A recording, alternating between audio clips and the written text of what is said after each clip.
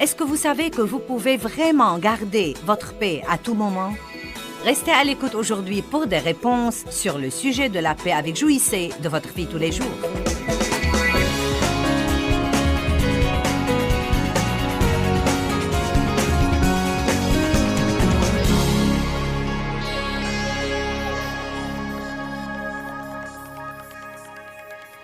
Vous savez, Marc chapitre 4 est une parabole sur un semeur. Le semeur sort pour semer la parole et établit la liste des différents types de cœurs où cette graine est tombée.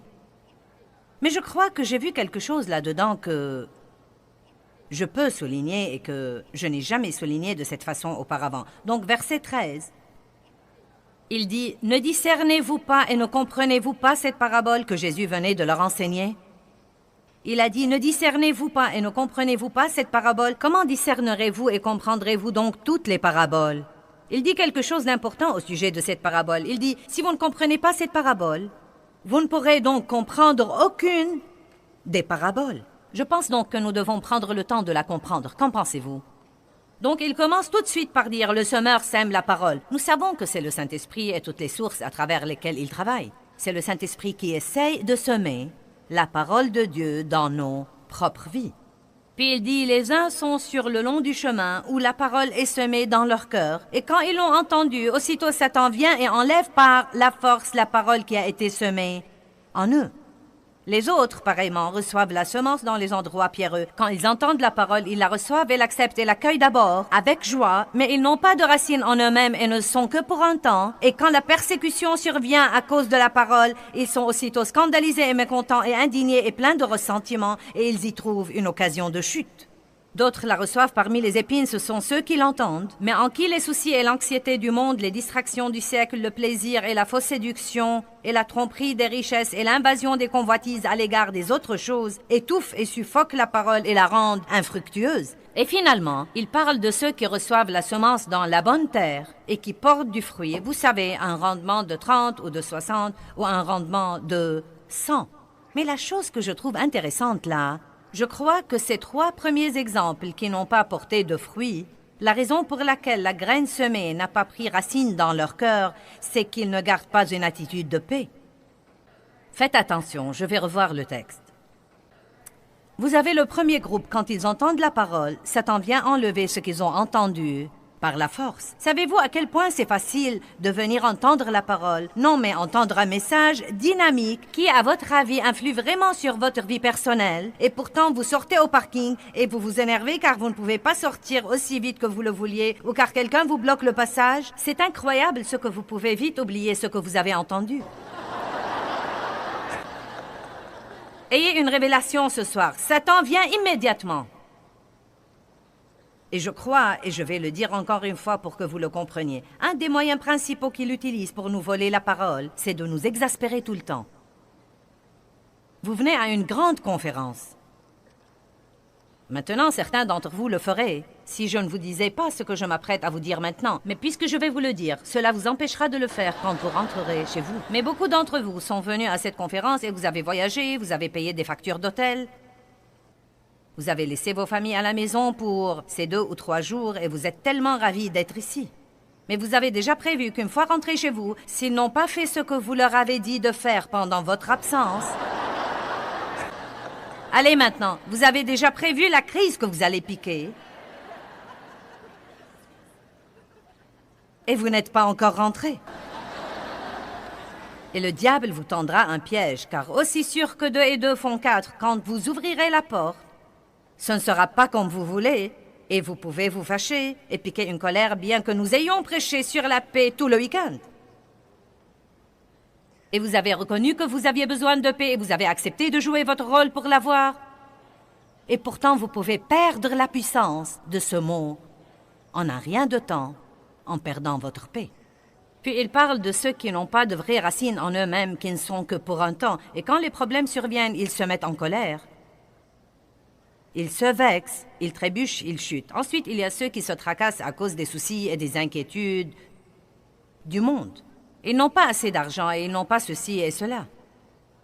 Si nous voulons vraiment que la parole de Dieu prenne racine dans nos cœurs, Et si nous voulons qu'elle porte le fruit qu'elle devrait porter, nous devons commencer à faire tout notre possible pour rester en paix, parce que le diable veut que nous soyons perdus et troublés. Il veut que nous soyons fâchés. Il veut que nous soyons frustrés.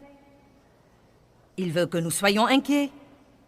Il veut que nous soyons stressés tout le temps, parce que tant que nous le sommes, bien que nous puissions être sauvés et sur le chemin du ciel, nous ne jouirons pas du voyage. Et si vous ne jouissez pas de votre voyage ici, je vous assure que vous n'allez pas influer d'une manière positive sur la vie des autres. Amen. Je crois que la paix est beaucoup plus puissante que nous ne pensons. Et pour vous prouver davantage mon point de vue, je vous prie d'aller à Jacques 3, 18. Si vous ne comprenez pas cette parabole, comment allez-vous comprendre n'importe quoi d'autre? Pour que la parole prenne racine dans vos cœurs, gardez une attitude de paix pour que Dieu puisse continuer à y travailler. Verset 18. Et le fruit de la justice, qui est se conformer à la volonté de Dieu en pensée, et en fait, c'est le fruit de la graine. Nous parlons toujours de la graine, du fruit de cette graine. C'est le fruit de la graine semée, dans la paix, par ceux qui, travaillent pour la paix et font la paix, avec eux-mêmes et avec les autres. Or, j'ai vu ça il y a bien des années et des années, et ça m'a fait vraiment comprendre pourquoi le diable veut exaspérer tout le monde avant d'aller à l'église ou à une réunion comme celle-ci où ils vont entendre la parole. C'est très important pour moi quand je monte ici pour prêcher que je sois complètement en paix. Et ne pensez pas pour un instant que le diable n'essaie pas de m'exaspérer. Ne pensez pas pour un instant que Dave et moi n'avons pas traversé des années de disputes jusqu'au moment où nous nous sommes rendus compte que nous devions résister aux disputes. Et puis j'ai découvert au fil des années à quel point c'était important pour moi d'être en paix quand je monte en chair. Il y a des pasteurs qui ne vont carrément pas à l'église avec leur famille pour ne pas prendre le risque de s'énerver avant d'y arriver. J'en connais plusieurs qui ne vont pas ensemble, car ils essayent de protéger leur onction et de rester en paix. Et nous pouvons faire semblant autant que nous voulons. Dave et moi pourrions nous disputer toute la semaine, nous disputer le matin, et je pourrais monter ici et mettre ma tenue, et Dave pourrait mettre son costume, et je pourrais sourire et dire « Le Seigneur soit loué ».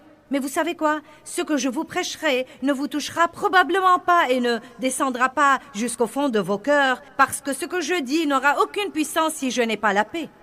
Vous devez comprendre que pas de paix équivaut à pas de puissance. Mais il dit ici que la parole, pour qu'elle puisse porter du fruit, ceci prouve ce que je dis au sujet de cette parabole. La parole, pour qu'elle porte du fruit, doit être semée dans un cœur en paix. Cela veut dire que vous devez travailler pour la paix et faire la paix. Si nous comprenons la formule, si le pasteur arrive ici, ou que l'enseignant arrive ici, et ils réussissent à arriver en paix, et si vous arrivez ici en paix, et si nous semons la parole dans vos cœurs, et vous sortez de l'édifice en paix, et si vous sortez du parking en paix,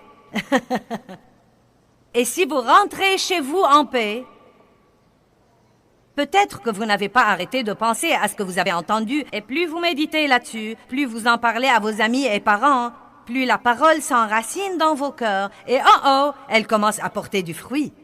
C'est bien différent d'aller à une réunion de plus, où vous entendez un message de plus, et vous achetez un t-shirt de plus, ou un CD de plus, et vous êtes toujours pareil. Et vous vous demandez pourquoi ça ne marche pas dans votre vie. Je crois qu'il y a une raison pour laquelle Jésus a dit « Je vous laisse ma paix ». Je ne vous donne pas comme le monde donne. Je vous donne ma paix maintenant et je vous lègue ma paix. Et si vous étiez là hier soir, vous sauriez la suite. Il faut que vous cessiez d'être troublés et alarmés. Il faut que vous cessiez d'être perturbés et intimidés. Nous devons donc prendre nos responsabilités et en arriver à chérir la paix que Jésus-Christ nous a donnée, et nous devons commencer à nous rendre compte de ce que trame Satan. Il nous tend des pièges pour parvenir à nous exaspérer. Et il a un but plus profond que celui dont nous nous sommes rendus compte. Ne prenez plus ces choses comme allant de soi et ne les prenez pas à la légère. La colère est un grave problème. Elle vous vole votre paix.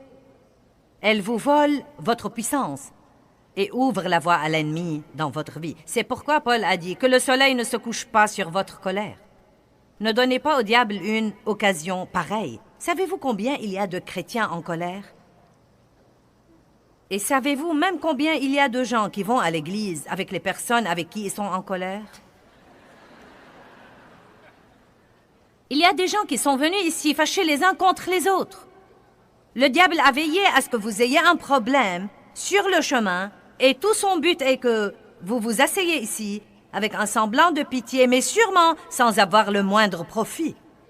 Je me rappelle quand nous nous querellions, Dave et moi, et nous nous disputions en venant à l'église. Mais quand nous arrivions à l'entrée de l'église, ou même au parking, parce que nous avions des gardiens de parking, Dieu soit loué!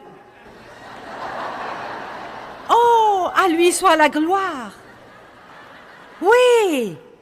Oh oui, nous sommes formidables! Oh, les gosses sont formidables! Oui! Nous offrons le sacrifice de louange. Je livre mon tout. Hein? Puis nous nous disputions en voiture. Allez maintenant, je vous parle.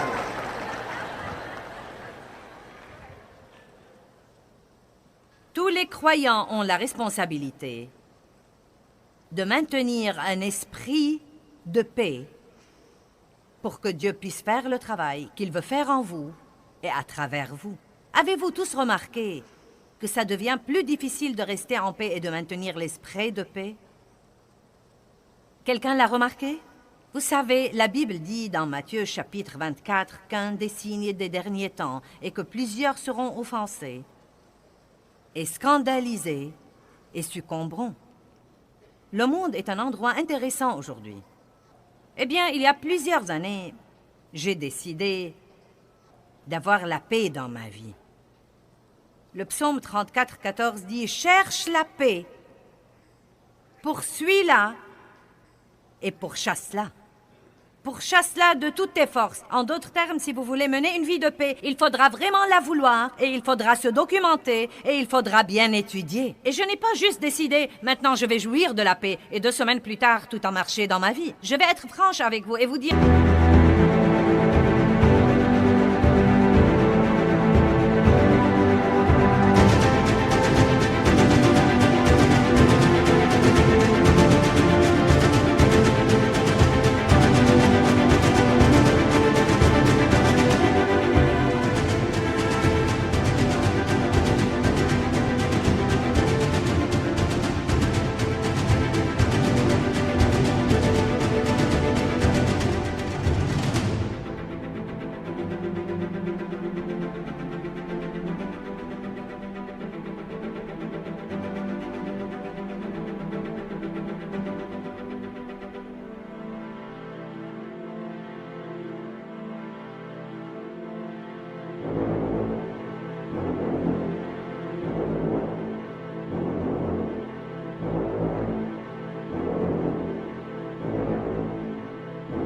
qu'il m'a fallu pas mal d'années pour que toute cette chose réussisse dans ma vie, parce que j'étais à l'époque une personne plutôt instable.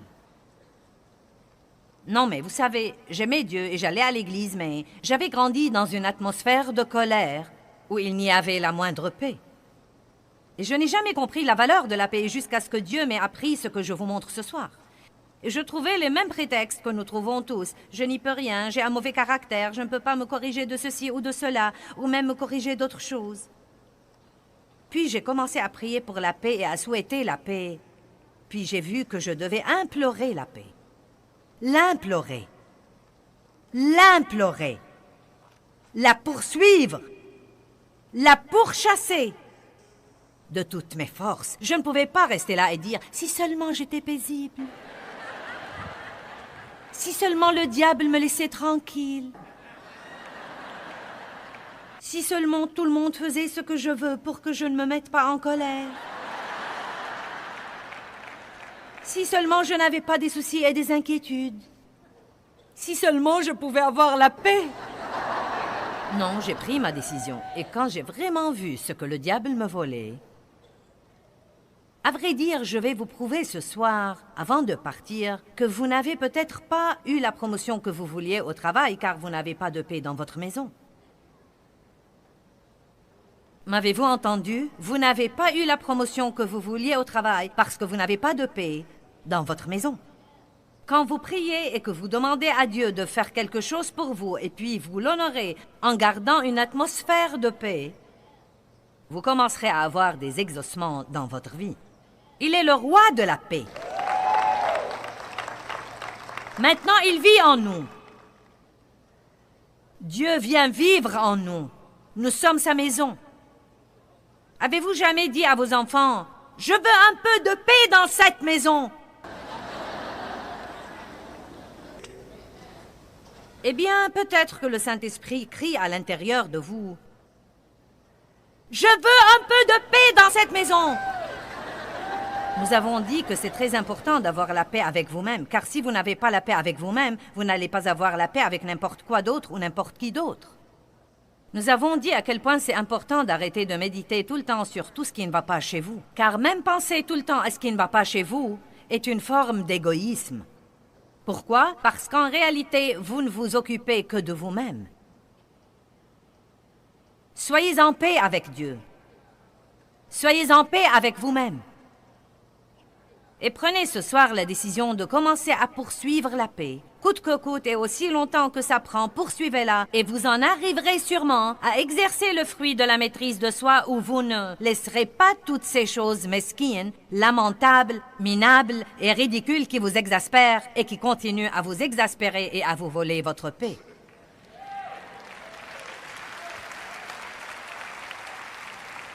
Amen. Qui d'entre vous en a assez d'être exaspéré? Vous êtes le seul à pouvoir faire quelque chose. J'ai dit, vous êtes le seul à pouvoir faire quelque chose. Vous savez pourquoi? Parce que le monde ne change pas. En fait, je peux probablement vous assurer qu'il va probablement empirer. Donc, je crois que nous devons nous fortifier maintenant, en apprenant que nous avons la responsabilité de poursuivre la paix. Pourquoi ne pas prier là-dessus tous les matins? Seigneur, j'ai déjà décidé, quoi qu'il arrive aujourd'hui, je vais garder ma paix. La parole de Dieu dit que les fils de Dieu procurent et gardent la paix. Être capable de marcher dans la paix et de rester en paix est un signe de maturité spirituelle. Maintenant, allons à Romains 12. Nous allons parler un petit peu des gens. Comme je l'ai déjà dit, je m'entends avec tout le monde jusqu'à ce que la famille rentre à la maison. Qui n'a aucun mal à s'entendre avec tout le monde jusqu'à ce que la famille rentre à la maison? Vous êtes bien jusqu'à ce que vous arriviez au travail.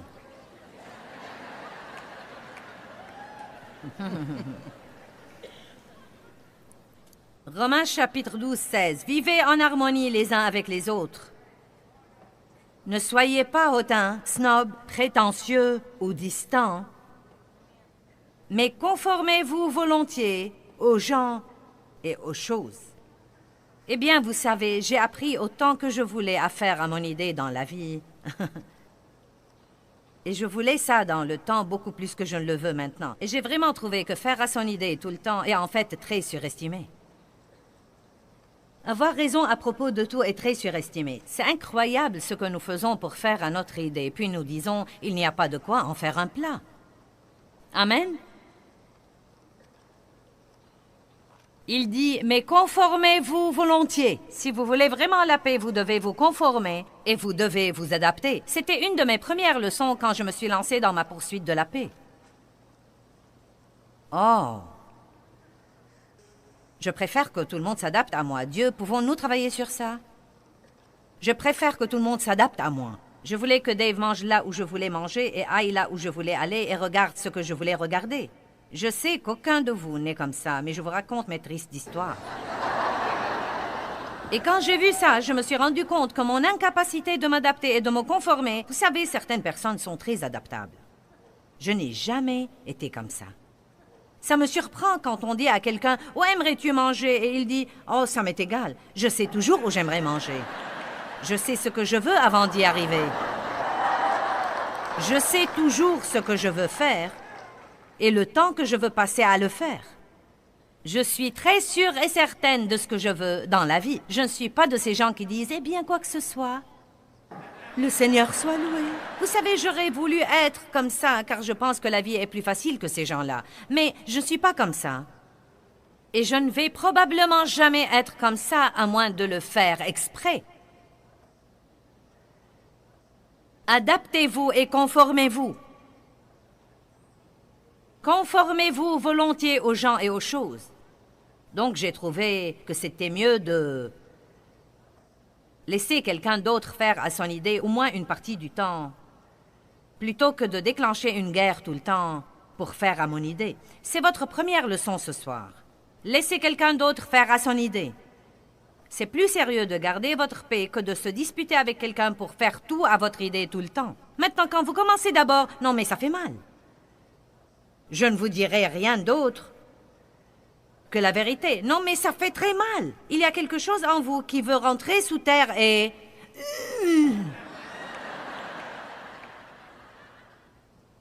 Mais vous savez, la mort c'est l'absence de la douleur. Et quand vous mourrez finalement au moins, vous ne la sentez plus et c'est comme... Oula! J'aurais pu la voir depuis le début. Le Seigneur soit loué. Il y a des années, j'attendais que Dave me dise qu'il voulait jouer au golf presque tous les lundis.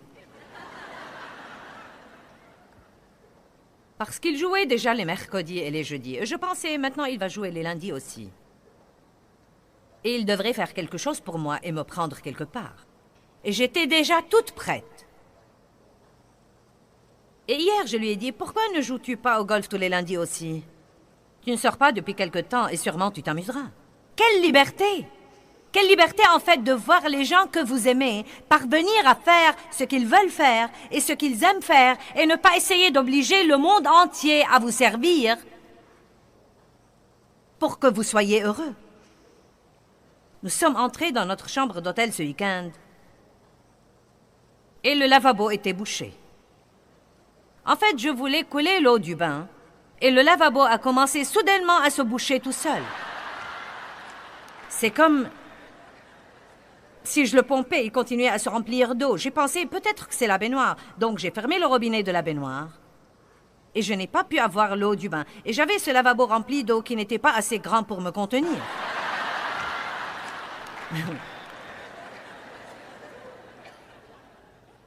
Vous pouvez adopter une bonne attitude rien que votre façon de penser. Vous pouvez vous persuader d'opter pour la paix. Donc dans ma pensée, j'ai commencé à dire mince alors. Mais enfin, nous voilà dans ce bel hôtel où l'on s'attend au moins à un bon système d'écoulement des eaux. Et j'ai pensé, je suis passée par là, j'ai fait ça, je te connais, diable. Ah! Eh bien, Seigneur, ce n'est que de l'eau dans le lavabo. Je crois que je survivrai et nous appellerons quelqu'un et il arrangera le truc pendant que je suis à la réunion. Mais je ne vais pas me mettre en colère.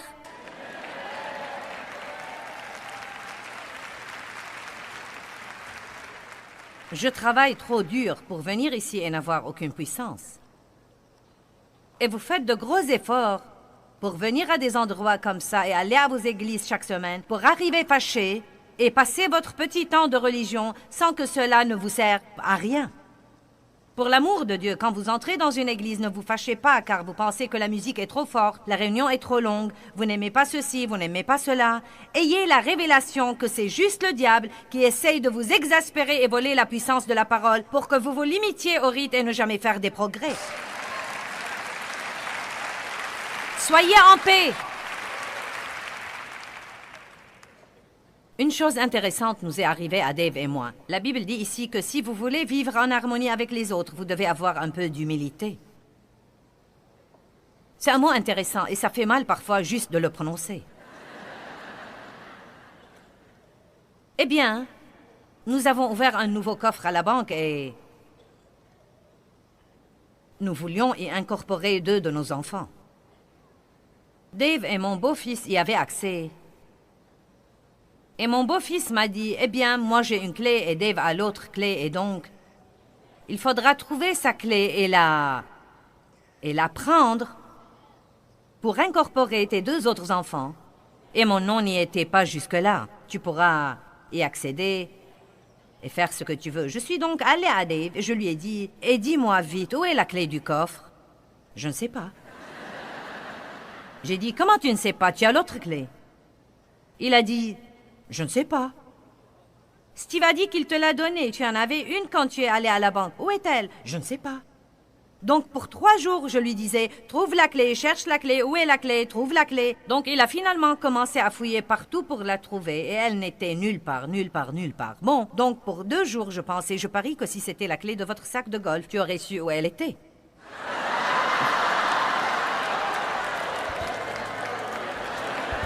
Ah ah, ouais.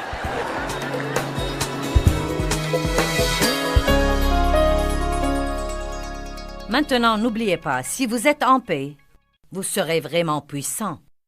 Mais vous savez, d'un autre côté, pas de paix équivaut à pas de puissance. Je peux...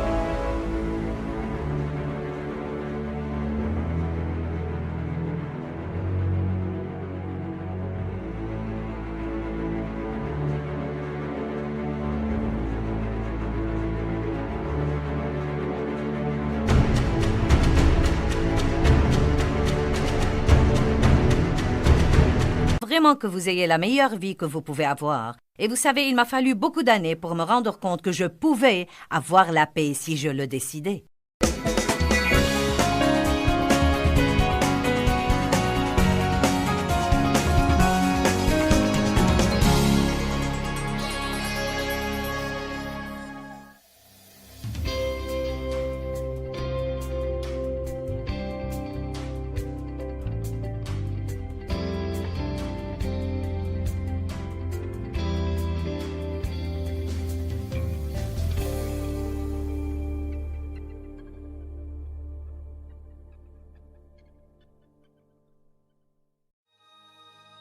Ce programme est financé par les amis et partenaires du ministère de Joyce Meyer. Vous devez juste vous rappeler que Dieu a un plan personnalisé, individualisé et parfait pour chacun de nous.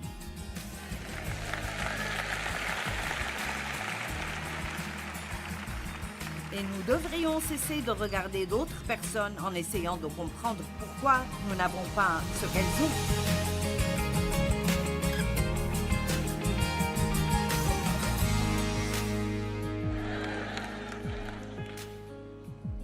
Hors de contrôle, et aimant cela, je ne parle pas d'être hors de contrôle et de faire tout ce que vous voulez faire. Je parle en fait d'arrêter d'essayer de contrôler d'autres personnes et les circonstances, et même parfois Dieu, et d'apprendre à laisser tomber ce stress, et vous aimerez cela. Il y a 2 façons de faire ça. D'un, vous ne devez laisser personne vous contrôler. Ce n'est pas la volonté de Dieu, ce n'est pas bien pour eux et ce n'est pas bien pour vous. De 2, vous ne voulez pas essayer de contrôler d'autres personnes. Le désir de contrôler est ancré dans l'égoïsme. 1 Corinthiens 13, 4 et 5. L'amour est patient, il est plein de bonté. L'amour n'est pas envieux, il ne s'enfle pas, il n'est pas arrogant, il n'est pas rude. Il ne cherche pas à se faire valoir. Dites cela avec moi. L'amour ne cherche pas à se faire valoir. Il ne s'enfle pas d'orgueil. Il ne fait rien d'inconvenant. Proverbe 13:10 dit que c'est seulement par orgueil qu'on excite des querelles. Vous ne pouvez pas avoir de querelles sans avoir de problème d'égoïsme. Proverbe 16:5, tout cœur hautain est en abomination à l'Éternel. Waouh! Certes, il ne restera pas impuni. Ésaïe 2, 11 et 12, l'homme au regard hautain sera abaissé et l'orgueilleux sera humilié. L'Éternel seul sera élevé ce jour-là. Il y a un jour pour l'Éternel des armées, contre tout homme orgueilleux et hautain, contre quiconque s'élève, afin qu'il soit abaissé. Bien, 3 personnes aiment cela. La Bible dit « Humiliez-vous donc sous la puissante main de Dieu, afin qu'au temps convenable, il vous élève. » Je commençais à dire « il vous insulte ». Mais si vous avez vécu assez longtemps, vous savez que Dieu vous donne une opportunité de vous humilier. Mais si vous ne le faites pas, il le fera pour vous, souvent publiquement, et ça peut faire vraiment mal. Donc je recommande vraiment que vous le fassiez vous-même en privé. Tu as raison, Dieu, j'ai tort. Amen. Maintenant, c'est aussi l'orgueil quand nous ressentons que nous devons toujours donner notre avis concernant des choses qui ne nous regardent pas. Savez-vous qu'il y a 3 versets qui disent tout simplement de nous mêler de nos propres affaires? Alors, combien d'entre vous aiment se mêler des affaires des autres? Allez, je ne veux pas des mains basses comme ça. Combien d'entre vous disent... Vous savez, Dave et moi vivions à côté d'un homme seul qui avait une grande maison et... Nous ne comprenions pas pourquoi il voulait une maison avec 4 chambres à coucher. C'est vraiment, vous savez, une perte d'argent. Maintenant, nous ne connaissions même pas le prénom de ce gars. Mais un jour, nous conduisions et l'un de nous a dit « Peut-être qu'il l'a fait pour un investissement. » Puis l'autre a dit « Mais il aurait pu trouver des investissements de loin meilleurs parce qu'il devra s'occuper de cet endroit. » Et donc, nous avons planifié l'avenir financier de ce type. Et nous ne connaissions même pas son nom. Puis-je vous dire que dans Romains 14, la Bible dit que chacun de nous rendra compte à Dieu pour lui-même. Dieu ne vous demandera rien à propos de quiconque, rien à propos de votre mari, ni à propos de vos enfants ou vos amis. Il vous demandera à propos de vous-même. Et une autre façon de garder beaucoup de stress hors de nos vies... Maintenant, allez, une autre façon de garder beaucoup de stress hors de nos vies est juste de ne pas nous mêler des affaires des autres.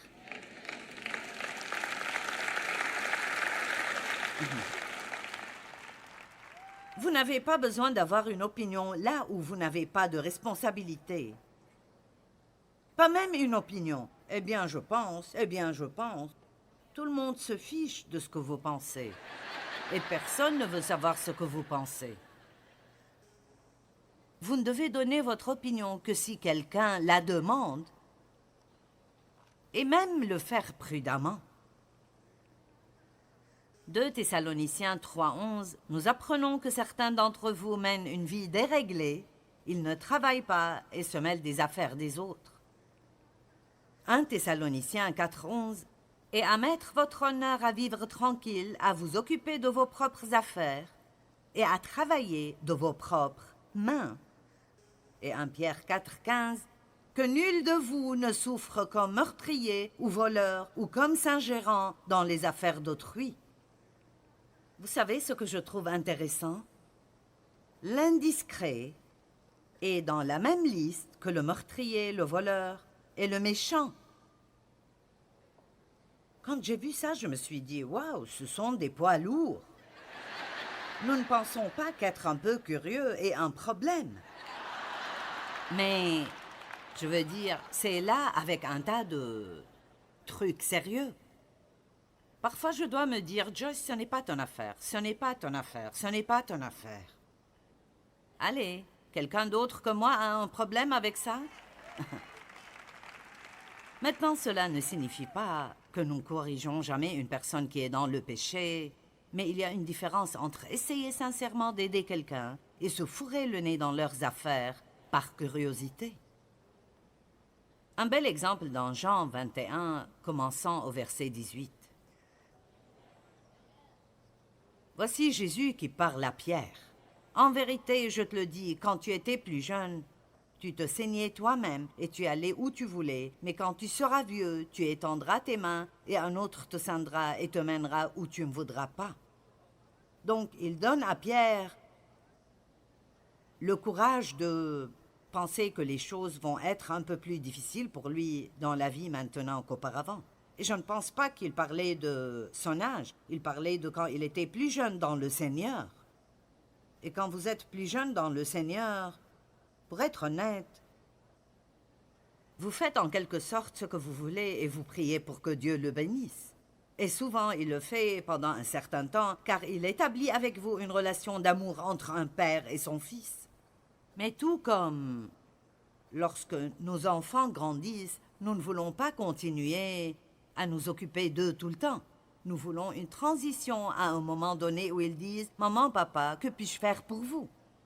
Et ainsi, Jésus dit « Quand tu étais jeune, tu faisais tout ce que tu voulais, mais les choses vont changer maintenant et je vais te conduire à des choses qui ne seront peut-être pas très amusantes pour toi. » Et dans le verset 19, il est écrit « Il dit cela pour indiquer par quelle mort Pierre glorifierait Dieu. Pierre a été crucifié à l'envers. » Et après avoir dit cela, il lui a juste dit « Suis-moi. » Maintenant, Pierre avait juste besoin de dire « Oui, Seigneur. » Mais Pierre vit venir après eux le disciple que Jésus aimait, et ce disciple était Jean.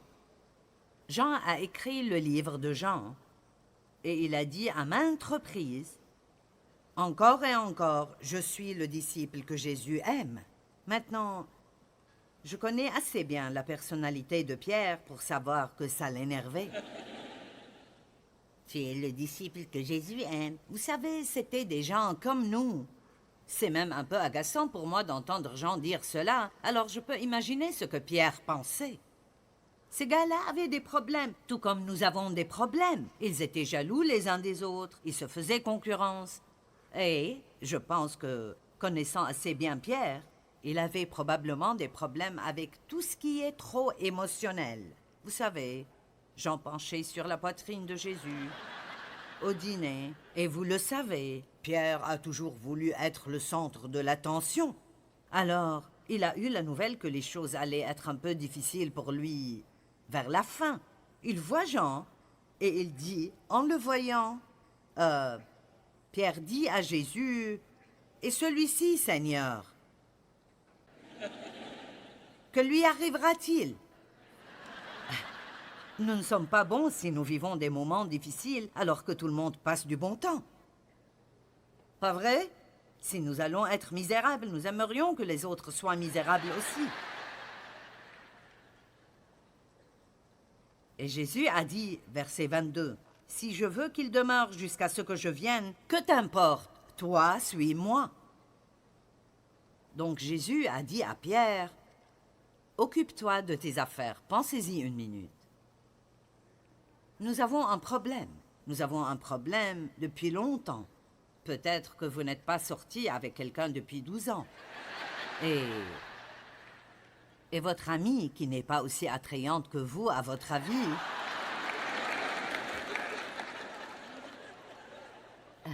elle ne peut pas éloigner les gars d'elle. Ils sont après elle tout le temps. Et alors,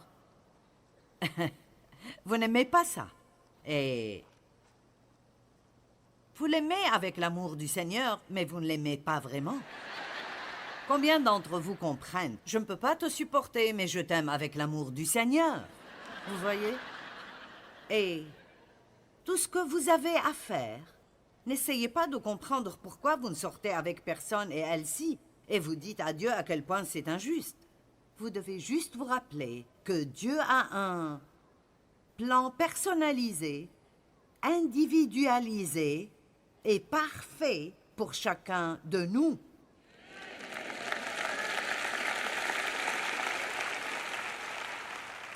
Et nous devrions cesser de regarder d'autres personnes en essayant de comprendre pourquoi nous n'avons pas ce qu'elles ont. Les pasteurs peuvent passer par la même chose. Devenir jaloux d'un autre pasteur parce qu'il a une église plus grande.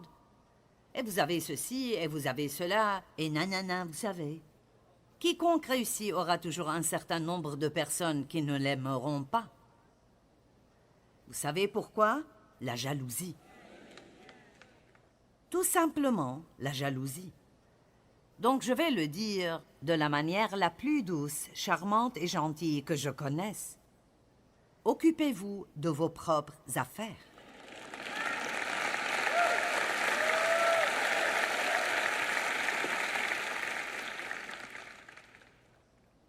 La troisième raison pour laquelle nous essayons de contrôler les gens est que nous craignons d'être exploités.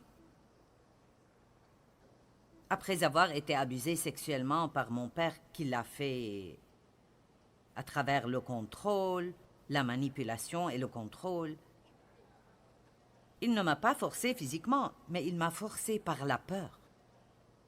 Et mon père contrôlait tout ce qui se passait dans notre maison. Ce qu'il voulait regarder à la télé, nous regardions. Nous mangions ce qu'il voulait manger. Nous nous levions quand il se levait. Et quelque part, au milieu de tout cela, j'ai commencé à me faire des promesses que, quand je sortirai de là, personne ne me dira jamais quoi faire. Et quand vous vous faites ce genre de promesses intérieures... Donc, je me suis mariée avec le premier gars venu... Et il était en fait un escroc et un voleur. Et il mentait toujours et manipulait. Donc après avoir eu l'expérience de mon père et de mon premier mari, quand le merveilleux Dave est arrivé, j'ai tout jeté sur lui.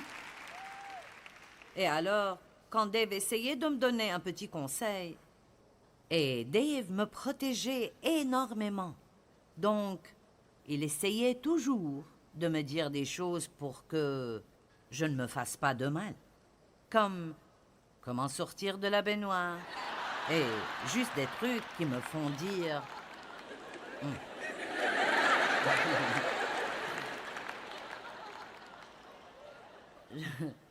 Je le prenais comme... Pourquoi dois-tu toujours essayer de me dire quoi faire? Mais vraiment, il essayait de m'aimer. Mais comme j'avais ce truc en moi qui venait du passé, je ne le comprenais pas comme ça. Je voyais toujours qu'il essayait de me contrôler. Et ce n'était vraiment pas ce qu'il essayait de faire. Et je crois que beaucoup d'entre vous ont été blessés dans le passé. Et vous faites peut-être la même chose que moi. Vous avez peut-être déjà eu 2 maris. Et vous ne pouvez pas continuer à blâmer le nouveau pour tout ce que les anciens ont fait. Allez, parce que ce n'est pas juste. Ce n'est pas juste de faire ça. Et donc, j'ai dû un jour me repentir pour ces promesses intérieures que j'ai faites. Personne ne pourra plus jamais me contrôler. Personne ne pourra plus jamais. Et j'ai dû arriver à un point où j'ai dû réaliser que Dieu établit l'ordre partout où vous allez. Et partout où vous allez, vous devez savoir qui est responsable et vous devez être disposé à vous soumettre à cette autorité. Je prêche ici ce soir, mais c'est l'église de Joel. C'est vrai qu'il est en bas, mais c'est lui qui a le contrôle. Parce que s'il me disait de ne pas faire quelque chose, je ferais mieux de ne pas le faire. Et nous devons être disposés à nous soumettre à une autorité, parce qu'il y a tellement de rébellion dans le monde aujourd'hui. C'est incroyable combien les gens sont rebelles. Et la Bible dit que la rébellion est l'esprit de l'Antéchrist. Et nous devons faire très attention à cette attitude qui nous tente à nous tous. Personne ne va me dire quoi faire. Je vais faire ce que je veux. Quand Dieu établit l'ordre, ce n'est pas pour qu'une personne contrôle une autre, mais c'est pour que vous ayez la paix. Tout le monde ne peut évidemment pas être en charge. Quelqu'un doit toujours être la personne qui décide pour tout. Cette personne est aussi celle qui a toute la responsabilité. Maintenant, aucun d'entre vous n'a de problème à se soumettre à l'autorité, n'est-ce pas? Vous ne devez jamais avoir une position d'autorité si vous ne savez pas comment vous soumettre à l'autorité.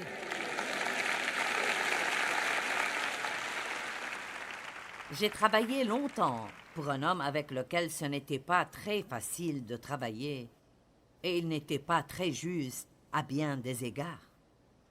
Et Dieu a utilisé cette situation pour m'apprendre à être soumise avec une attitude décente, même envers quelqu'un avec qui je n'étais vraiment pas d'accord. Mais j'ai tellement appris de cette expérience.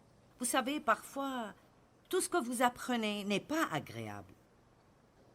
Comme quand j'ai été maltraitée, j'ai appris à ne pas maltraiter les gens parce que je savais ce que ça les faisait subir. Si vous avez une personnalité dirigeante, soyez dirigeant et non pas patron. Car si vous dites « je suis le patron », vous serez autoritaire. Mais si vous vous considérez comme un leader, vous saurez alors que cela signifie que vous devez donner le bon exemple. Non seulement leur dire ce qu'ils doivent être, mais aussi leur montrer l'exemple de ce qu'ils doivent être. Donc, nous pouvons essayer de contrôler parce que nous avons peur d'être exploités. Et la quatrième chose est que nous pouvons essayer de contrôler les gens parce que nous avons un tempérament fort. Et que notre tempérament, le tempérament que Dieu nous donne, joue son rôle dans les choses. J'ai écouté un homme nommé Martin Lloyd Jones, dont on dit qu'il était probablement le meilleur enseignant biblique de ce siècle. Et il est vraiment un très bon enseignant biblique. Et c'est intéressant, car à cette époque, les gens n'en parlaient pas beaucoup, mais ils parlent beaucoup de la façon dont notre tempérament affecte la façon dont nous gérons les choses. Et il a dit que certaines personnes ne seront jamais aussi joyeuses que d'autres. Certaines personnes ont simplement une personnalité plus profonde, plus mélancolique, et elles sont plus susceptibles de devenir déprimées, là où d'autres personnes peuvent simplement s'amuser dans la vie chaque jour, et tout est un jeu pour eux. Dave se lève le matin et se lève en chantant, et je ne veux même pas parler ou voir n'importe quel être humain tant que je n'ai pas eu mon café. Amen. C'est comme la seule personne à qui je pourrais parler à cette heure de la matinée est Jésus. Mais si vous me donnez environ 1 heure, tout va bien. Donc,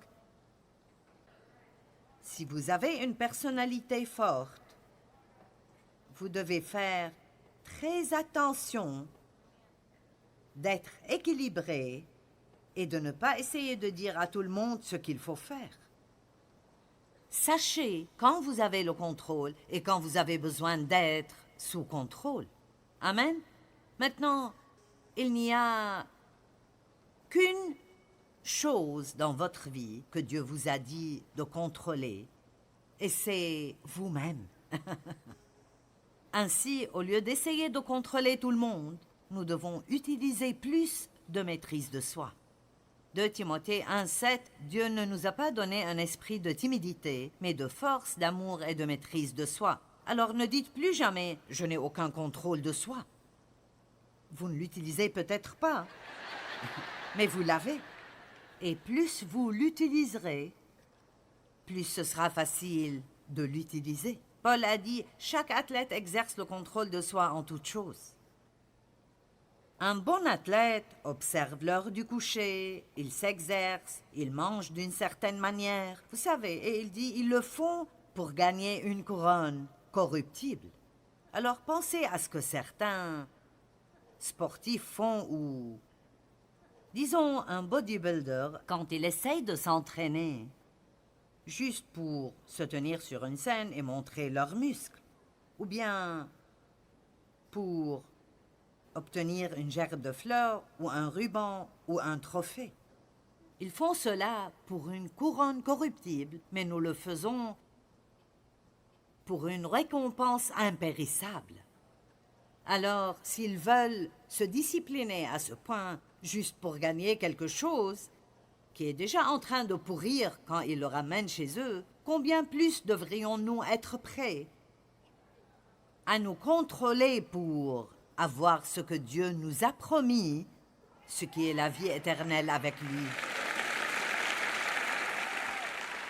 Donc, 2 Écritures, 1 Corinthiens 9, 25 à 27, tous ceux qui combattent s'imposent toute espèce d'abstinence, et ils le font pour une couronne corruptible, mais nous pas.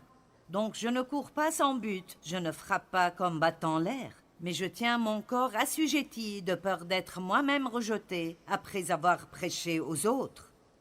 La Bible amplifiée dit « Mais je traite durement mon corps ». Mais je pense que nous avons mal interprété cela pendant longtemps en disant « Je traite dûment mon corps ».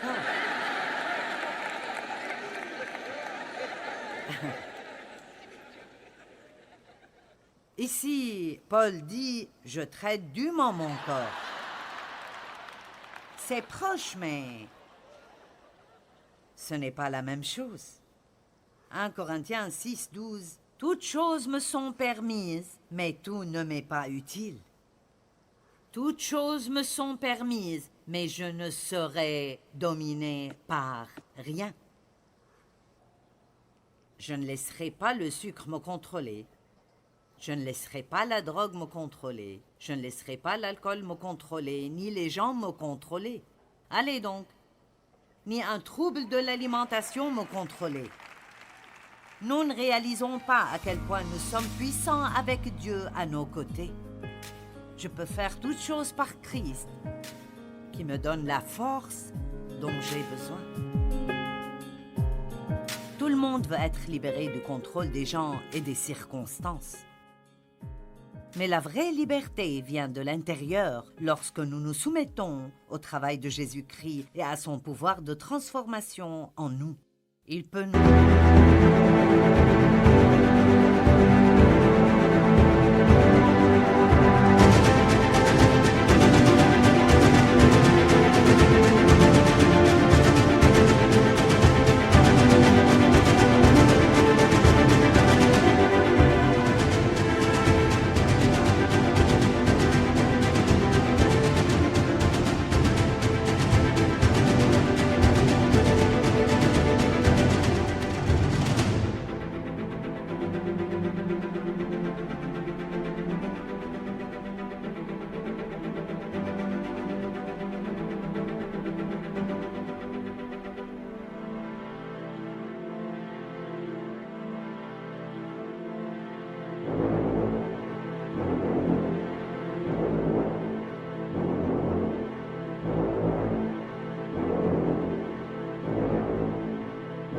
changer de l'intérieur.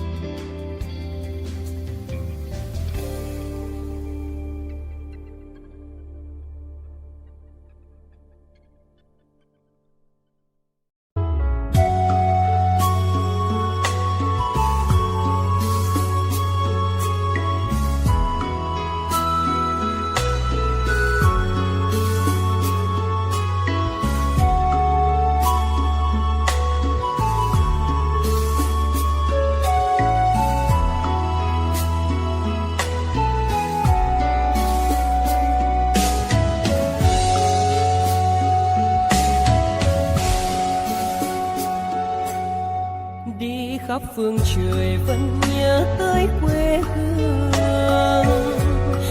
Người về đây thăm làng trù quê mẹ và làng sen quê cha, xúc động bồi hồi người rơi giọt lệ, thương mái nhà tranh, thương đất mẹ nghèo.